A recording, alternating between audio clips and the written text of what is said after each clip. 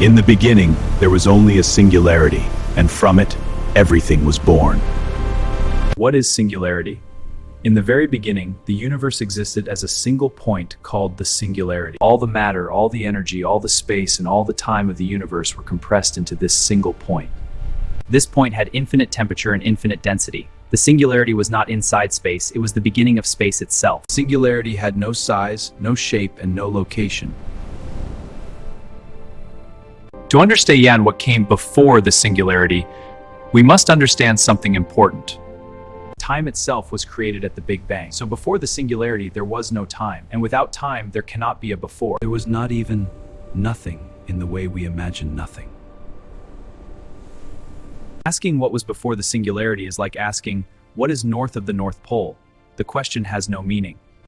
After the singularity, the universe did not remain silent.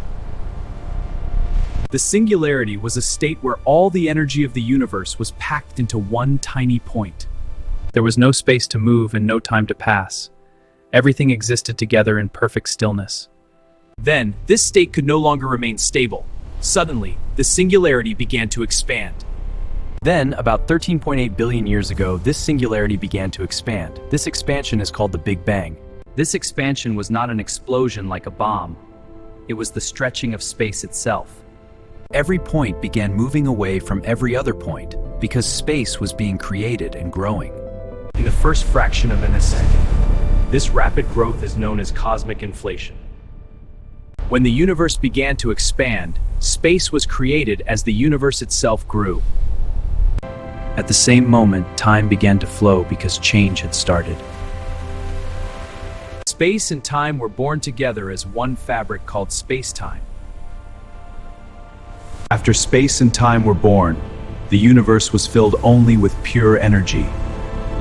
The newborn universe was extremely hot and bright. Nothing solid could exist yet, only energy spread everywhere. These particles became protons, neutrons, electrons. This was the first time matter appeared in the universe. Next, these particles began to join together. Protons and neutrons formed the center of atoms, and electrons moved around them. Thus, the first atoms were created. The earliest atoms were mainly hydrogen, helium, and after atoms were created, the universe was filled with tiny particles spread everywhere. When the temperature dropped, this energy transformed into tiny particles. These atoms were mainly hydrogen and helium. At first, they were scattered throughout space. Because every atom has mass, they attracted each other through gravity.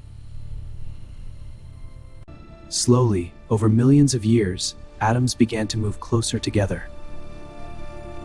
Small groups of atoms became larger groups. Larger groups pulled in even more atoms. This process continued again and again. As more atoms gathered, huge clouds of gas were formed. These clouds are called nebula or gas clouds. Some regions became denser, gravity stronger. The clouds started to shrink and spin. These dense parts later became protostars and then stars. After atoms filled the universe, gravity began to shape them into light. The universe was now filled with huge clouds of hydrogen and helium atoms. These clouds slowly started to pull together because of gravity. As the atoms gathered, the cloud became denser and hotter at its center. This growing hot center is called a protostar. The protostar kept pulling in more gas and dust. Its temperature and pressure increased more and more. When the center became hot enough, a powerful reaction began: nuclear fusion. Hydrogen atoms joined together to form helium, releasing enormous energy and light. The star began to shine and produce heat and light, lighting up the dark universe for the first time. After stars were born, gravity gathered them into families called galaxies. Many stars formed inside the same giant gas clouds. Because of gravity, these stars did not remain scattered. Gravity slowly pulled stars closer together. Millions and then billions of stars joined into huge rotating systems. Inside galaxies, stars were born, stars died, new elements were created, solar systems later formed. Our home, the Milky Way, is one such galaxy made of billions of stars. After galaxies were formed, heavy elements created inside dying stars spread into space. They spread heavy elements like carbon, iron, and oxygen into space. These elements gathered into giant clouds of gas and dust inside one galaxy, our Milky Way. Because of gravity, one region of this nebula began to collapse inward. As it collapsed, it started spinning faster. This spinning cloud flattened into a wide rotating disk. At the center of this disk, pressure and temperature became extremely high. Nuclear fusion started, and a new star was born, the Sun. Around the newborn sun, the remaining gas and dust stayed in a flat rotating disk called the protoplanetary disk. Tiny dust particles collided and stuck together, forming bigger and bigger clumps. These clumps became planetesimals, then protoplanets, and finally planets.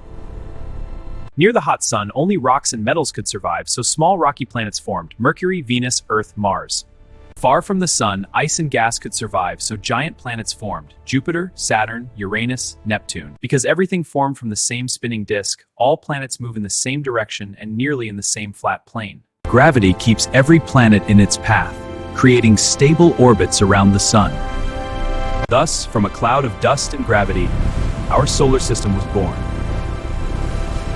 After the solar system was formed, Earth began as a growing rocky ball made from dust and planetesimals circling the young sun. Through millions of violent collisions, these pieces joined together by gravity and formed a hot, molten planet.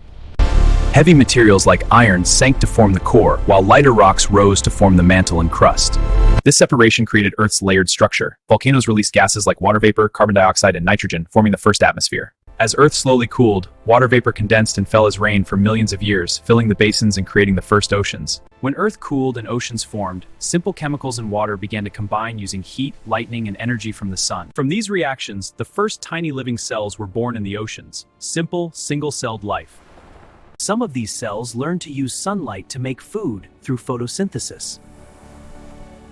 They released oxygen into the atmosphere, slowly changing Earth's air and making complex life possible. Over millions of years, single cells joined together and became multicellular organisms. Over millions of years, single cells joined together and became multicellular organisms.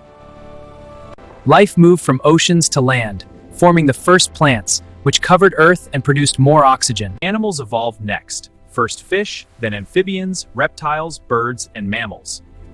Each species adapted to its environment through slow change over time, guided by nature's laws. Finally, among mammals, a new intelligent species appeared: humans. With thinking minds, language, and tools, humans learned to understand the universe itself. This expansion began at the Big Bang and is still continuing after 13.8 billion years. Today, our universe is not still, it is expanding. You may wonder, how do we know all this is true, from singularity to the evolution of life?